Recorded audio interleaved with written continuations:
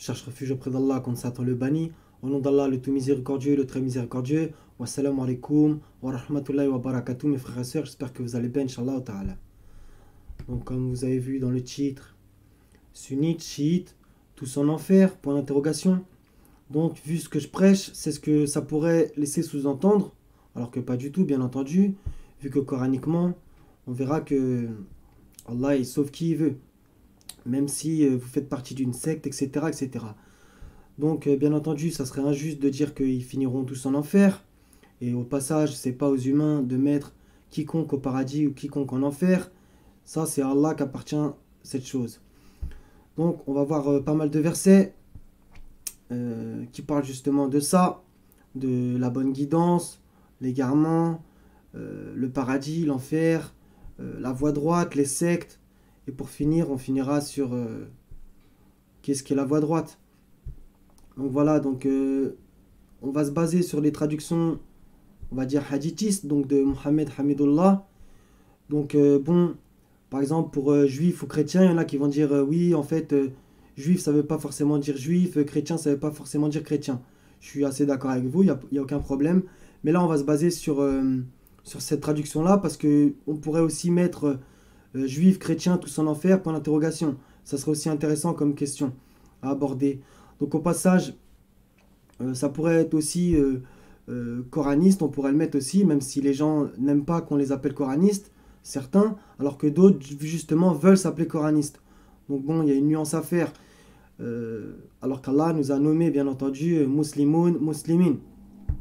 Ça on le verra à la fin. Il y a un verset qui va justement, des versets qui vont justement tout reprendre, surtout en arabe, ça va être parfait. Donc voilà, prenez pas ça personnellement bien entendu, et sortez des sectes très rapidement, par la grâce d'Allah Azawajel. Il faut revenir à la religion d'Abraham bien entendu, et de croire en ses livres à Allah, et voilà. Donc on va poser les bases. Sourate 2, versets 94 à 96, dit « Si l'ultime demeure auprès d'Allah est pour vous seul, à l'exclusion des autres gens, souhaitez donc la mort si vous êtes véridique. » C'est très intéressant. Or, ils ne la souhaiteront jamais, sachant tout le mal qu'ils ont perpétré de leurs mains. Et Allah connaît bien les injustes. Et certes, tu les trouveras les plus attachés à la vie, pire en cela que les associateurs. Tels d'entre eux aimeraient vivre 1000 ans. Mais une pareille longévité ne le sauvera pas du châtiment. Et Allah voit bien leurs actions. Donc, bien entendu, je vous invite à revenir au verset d'avant, à partir du verset 40, pour comprendre ça concerne qui. Mais j'ai envie de vous dire, ça ne concerne pas forcément que ce groupement d'hommes. Ça peut concerner tout le monde. Donc, vu que justement, on va dire que chaque groupe pense être guidé, être sauvé, un peu à l'image du hadith bidon des 73 sectes, dont une seule sera sauvée et une seule sera au paradis. Donc voilà, ça m'a fait penser à ce verset-là, 43-37. Les diables, entre parenthèses, c'est pas faux dans un sens. Ils détournent certes du droit chemin, tandis que ceux-ci s'estiment être bien guidés. Vous voyez? Voilà. Donc le 7-30 aussi est intéressant. Ils guident une partie, tandis qu'une autre partie a mérité l'égarement parce qu'ils ont pris au lieu d'Allah les diables pour alliés. Et ils pensent qu'ils sont bien guidés. Donc cette vidéo va concerner l'association, la croyance, la mécréance, l'hypocrisie, etc., etc. Donc un peu toutes les catégories d'humains. Donc sourate 62, versets 6 à 7. Dit, ô vous qui pratiquez le judaïsme. Il y en a qui vont dire il y a un problème dans la traduction. Mais le verset 5 parle quand même de la Torah. Donc bon. Si vous prétendez être les bien-aimés d'Allah à l'exclusion des autres, souhaitez donc la mort si vous êtes véridique. Or, ils ne la souhaiteront jamais à cause de ce que leurs mains ont préparé. Allah, cependant, connaît bien les injustes. Donc, on revient à la sourate 2. Ça revient en versets 94 et 95. Très bien. Bien entendu, il y a d'autres versets et on pourrait, entre guillemets, je dis bien, changer le mot « ô vous qui pratiquez le judaïsme », on pourrait mettre « ô vous qui pratiquez le sunnisme, le chiisme », entre guillemets le coranisme, même si je l'ai dit déjà que les gens n'aiment pas qu'on les appelle coranistes. Moi-même d'ailleurs, certains ils pourraient penser que je suis coraniste, pas du tout. Donc voilà, ô vous qui pratiquez le sunnisme, si vous prétendez être les bien-aimés d'Allah à l'exclusion des autres, souhaitez donc la mort si vous êtes véridique. Donc ça, j'appelle ça un peu le syndrome voilà, de ceux qui se sentent élus, guidés, etc., etc. Donc là, il y en a qui vont dire là c'est pas juif, là c'est pas chrétien, c'est encore un autre débat. Donc sourate 5, verset 18. Les juifs et les chrétiens ont dit « Nous sommes les fils d'Allah et ses préférés ». Dit « Pourquoi donc vous châtie-t-il pour vos péchés ? En fait, vous êtes des êtres humains d'entre ceux qu'il a créés. Il pardonne à qui il veut et il châtie qui il veut. Et Allah seul appartient à la royauté des cieux et de la terre et de ce qui se trouve entre les deux.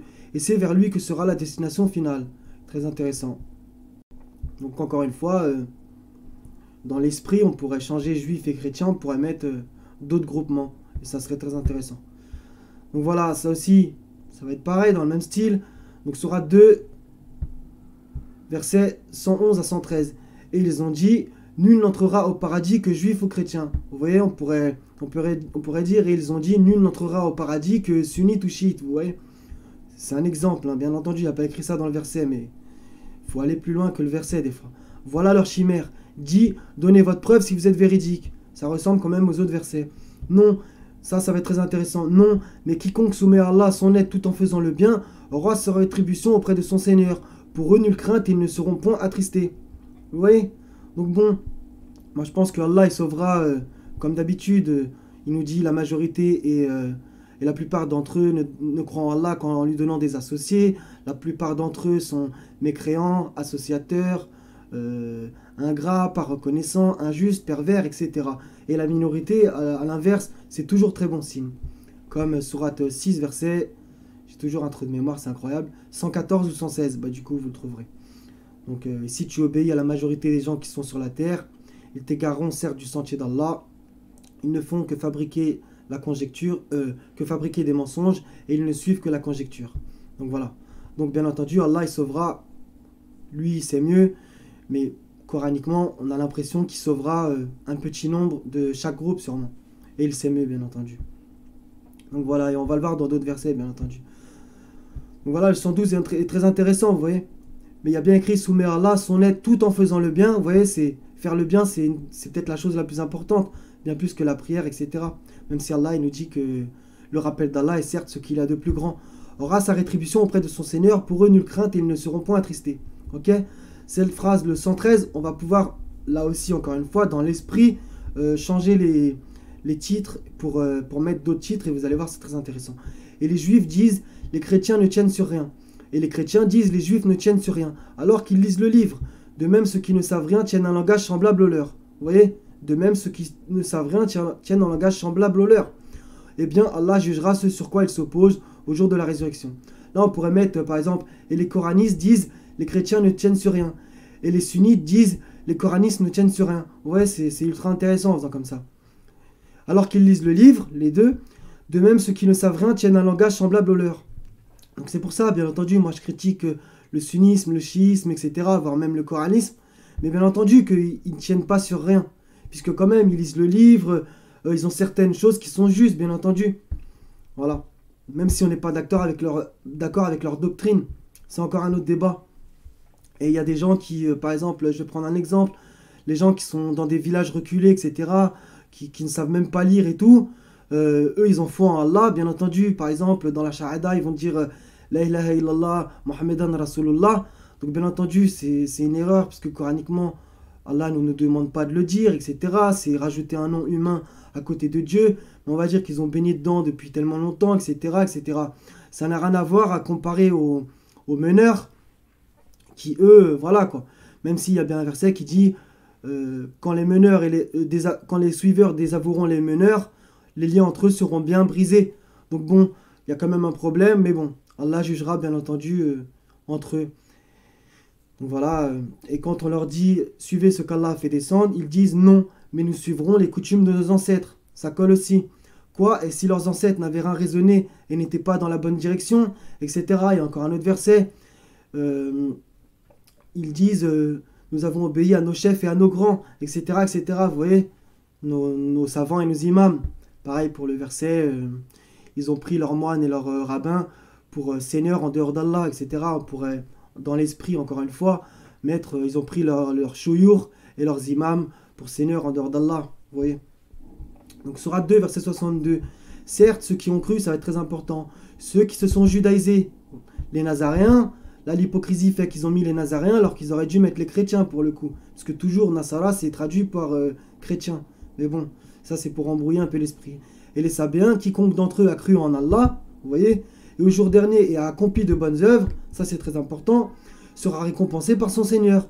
Il n'éprouvera aucune crainte et il ne sera jamais affligé.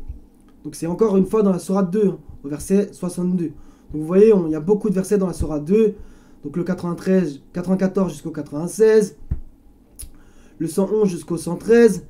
Et bien entendu, avant, il y avait le 62 qui dit ça. Donc vous voyez, voilà, Allah, dans sa grâce infinie, moi j'ai l'espoir qu'il sauve une partie de chaque groupe, bien entendu. Parmi les plus sincères, toujours, les plus véridiques, malgré leurs erreurs, etc. Même si on va voir un verset qui pourrait entre guillemets contredire cette thèse. Mais bon, si la personne meurt, vit dans l'association jusqu'à sa dernière minute, et qu'il se repent à la dernière minute de l'association, peut-être qu'Allah la pardonnera, bien entendu. Je sais, je fais beaucoup de parenthèses, mais il faut expliquer quand même. 22, 17. Certes, ceux qui ont cru, mais il y a bien entendu ceux qui ont cru, vous voyez. Là aussi, il y a écrit certes, ceux qui ont cru. Vous voyez, le verset commence pareil. Les juifs, les sabéens, les nazaréens, vous voyez, c'est les mêmes. Les mages, carrément. Alors que les mages, si vous regardez un peu leur doctrine, ça paraît étonnant, mais bon. Voilà, vous voyez, Allah, il sauve qui il veut. Et ceux qui donnent à Allah des associés, vous voyez. Comme moi, je dénonce souvent, ne dites pas trois, c'est-à-dire Allah, Mohammed et la prétendue sunna qu'on lui attribue. Bah, regardez ce qu'Allah dit. Allah tranchera entre eux le jour du jugement, car Allah est certes témoin de toutes choses, vous voyez. Donc si on fait un mix de tous ces versets, il n'y a aucun problème qu'Allah peut sauver n'importe qui. Donc 11-31, un verset très important aussi, vous allez voir. Et je ne vous dis pas que Sourate 11, verset 31, ouais, je l'ai dit. Et je ne vous dis pas que je détiens les trésors d'Allah. Je ne connais pas l'inconnaissable, vous voyez. Je ne connais pas qui ira au paradis et en enfer. Ça rappelle un verset où ça dit au prophète de dire, je sais pas s'il y a écrit cool devant dire, mais bon, c'est un peu dans le même genre. Je ne sais pas ce qu'on fera de moi et je ne sais pas ce qu'on fera de vous. D'ailleurs, les chrétiens, au passage, ils disent oui, donc du coup, il n'y a pas de salut en islam, on n'est même pas sûr d'aller au paradis. Bah, bien entendu, ça paraît d'une logique évidente. Et je ne dis pas que je suis un ange, vous voyez. Et je ne dis pas non plus aux gens, vous allez voir, c'est très intéressant, que vos yeux méprisent. Donc moi, j'entends souvent, ouais, les sunnites, les chiites, voilà, nanana, chose que vous avez l'impression peut-être que moi je fais, mais moi je critique leur doctrine, pas les hommes. Je vois des gens qui se crachent dessus, c'est-à-dire, ouais, les coranistes, c'est des égarés, ils vont tous aller en enfer. C'est ça le sous-entendu. Ou ouais, les sunnites, les chiites, ils vont tous aller en enfer. Non. Je ne dis pas, et je ne dis pas non plus aux gens que vos yeux méprisent. C'est un peu ça, c'est du mépris. Qu'Allah ne leur accordera aucune faveur. Vous voyez, Allah connaît mieux ce qu'il y a dans leurs âmes.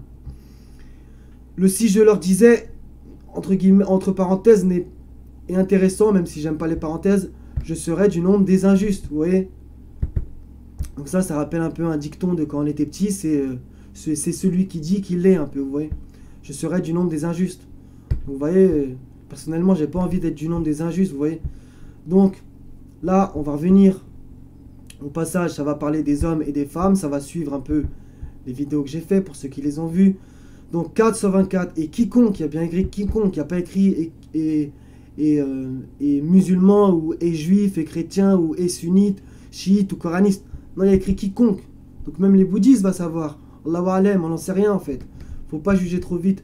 Et quiconque, homme ou femme, fait de bonnes œuvres, tout en étant croyant, il y a bien quand même écrit croyant, vous voyez.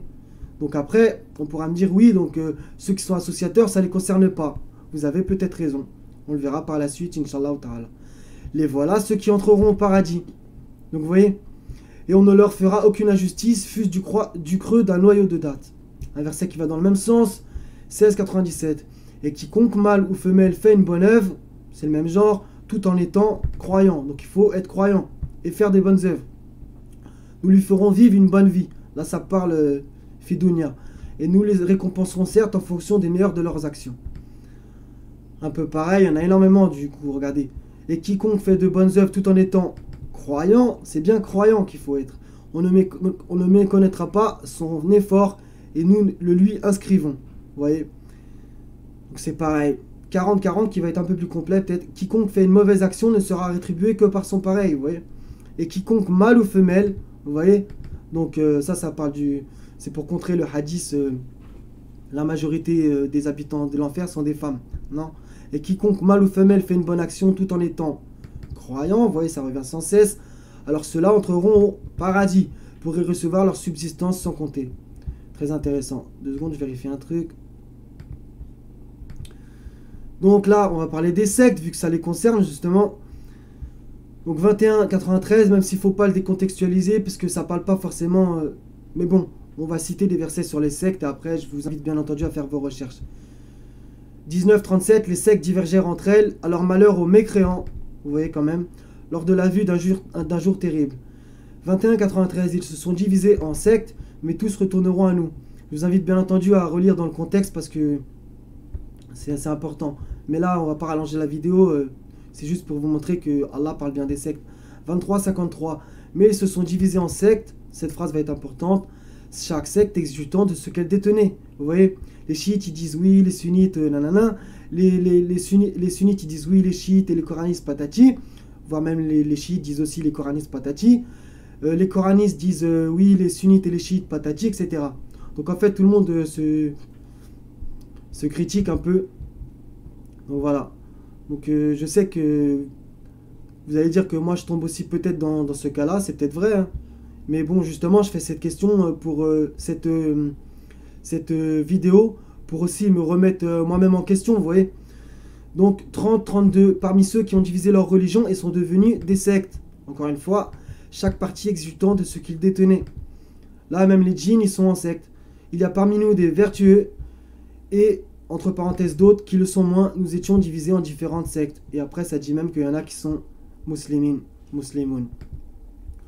Donc ça va être ultra intéressant, parce que c'est global, du coup, ça répond presque à toute la vidéo. 659 à 163. Ceux qui émettent leur religion et se divisent en sectes, de cela tu n'es responsable en rien. Très bien.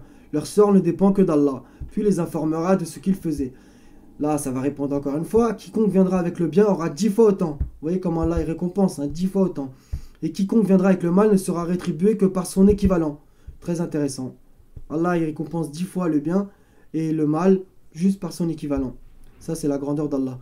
Et on ne leur fera aucune injustice. Vous voyez. Dit, cool, moi, mon Seigneur m'a guidé vers un chemin droit. Donc là, on y revient. Une religion droite. On va voir après les mots. La religion d'Abraham. Ça serait plutôt la Milat Ibrahim. Donc la voie d'Abraham plutôt. Le soumis exclusivement à Allah et qui n'était point parmi les associateurs. Vous voyez, très intéressant. Il y a associateur à la fin. Il n'était pas parmi les associateurs. Dit, cool, en vérité, ma salat, mes actes de dévotion, ma vie et ma mort appartiennent à Allah, Seigneur de l'univers. À lui nul associé. Et voilà ce qu'il m'a été ordonné. Et je suis le premier à me soumettre. Donc là, ça va être parfait puisqu'il y a tout dedans. Donc on va le voir en arabe. Donc voilà. Ila siratin mustaqim. Donc on y revient. Le fameux verset, il n'est pas que dans la Fatiha, mais c'est ce que les musulmans disent le plus, on va dire. Dinan kiyaman milata Ibrahim. Vous voyez, c'est la milat, ça serait la voie plutôt. Alors que le mot din est bien avant, vous voyez. Hanifan. Très intéressant. Wa ma kana minal mushrikin. La sharika la wa bizalika umirtu wa ana awalu al muslimin. Voilà comment Allah nous a appelés. Il ne nous a pas appelés sunnites, chiites ou coranistes. Pour ceux qui veulent s'appeler coranistes, je le précise encore, parce qu'il y en a, ça les vexe. Donc voilà, c'est vraiment parfait. Donc je répète, pour ceux qui voudraient la référence, du 159 à 163 de la sourate 6. C'est vraiment parfait. Donc, et pour terminer, deux versets qui vont quand même être vraiment concrets pour ce qu'il faut faire ou ne pas faire. Et chacun doit, bien entendu, regarder la place à laquelle il est, s'auto-juger avant qu'Allah nous juge. 4,48. Certes, Allah ne pardonne pas qu'on lui donne quelque associé. Vous voyez, à part cela, il pardonne à qui il veut. Mais quiconque donne à Allah quelque associé commet un énorme péché. Ok. 416 qui va encore préciser et être largement plus explicite encore une fois. Certes, Allah ne pardonne pas qu'on lui donne des associés. Même style, à part cela, il pardonne à qui il veut. Vous voyez. Quiconque donne des associés à Allah s'égare très loin dans l'égarement. Donc c'est parfait. Donc voilà, il y a d'autres versets qui me viennent en tête.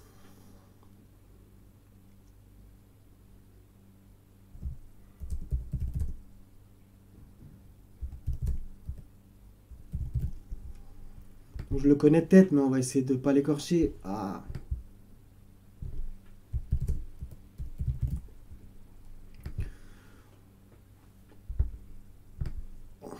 désolé. Vous voyez, il y a- celui-là c'est intéressant.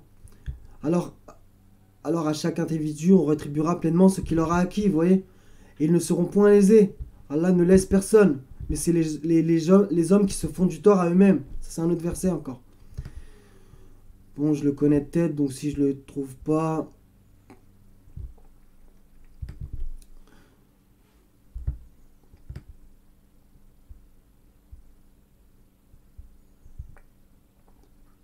En gros, dans le sens, et si Allah s'en prenait aux gens pour ce qu'ils ont acquis, il ne laisserait sur la terre personne. Vous voyez? Même pas les prophètes, même pas les messagers, même pas les envoyés, vous vous rendez compte? Les véridiques, les martyrs, etc. Donc bon, on a tous des choses à se reprocher.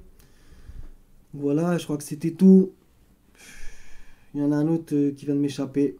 Donc voilà, c'était prédestiné que je ne le retrouve pas. Donc voilà mes frères et sœurs, j'espère que ce rappel il vous fera du bien au cœur. Essayez de sortir des sectes pour justement les groupements que j'ai dit juste avant. Quitte à être seul, vous allez être libérés, vous inquiétez pas. Et comme Allah nous dit, Allah nous suffit. Vous voyez, c'est en lui que les croyants doivent placer leur confiance. Donc voilà, quand on a Allah, on n'a pas besoin des hommes et d'être dans un groupe. Même si je sais que c'est humain d'aimer d'avoir des gens autour d'eux, de soi qui nous aiment, qui nous apprécient pour ce qu'on fait, etc. Mais c'est pas le but premier. Donc voilà. Donc vaut mieux être tout seul pas sur la vérité, parce que bon, c'est Allah qui appartient à la vérité, c'est lui la vérité. Mais vaut mieux être tout seul sur ce qu'on pense au moins être la vérité, plutôt que d'être avec un groupement et de croire être sur la vérité alors qu'on est dans le faux. Vous voyez. Donc voilà, j'espère que ça vous servira, Inch'Allah ta'ala. Soyez bénis mes frères et sœurs. Je vous aime pour la face d'Allah Azawajal. Wa salamun ala al-mursalin. Walhamdulillahi rabbil alamin. La ilaha illa huwa al-azizul hakim. Wassalamu alaikum wa rahmatullahi wa barakatuh mes frères et sœurs.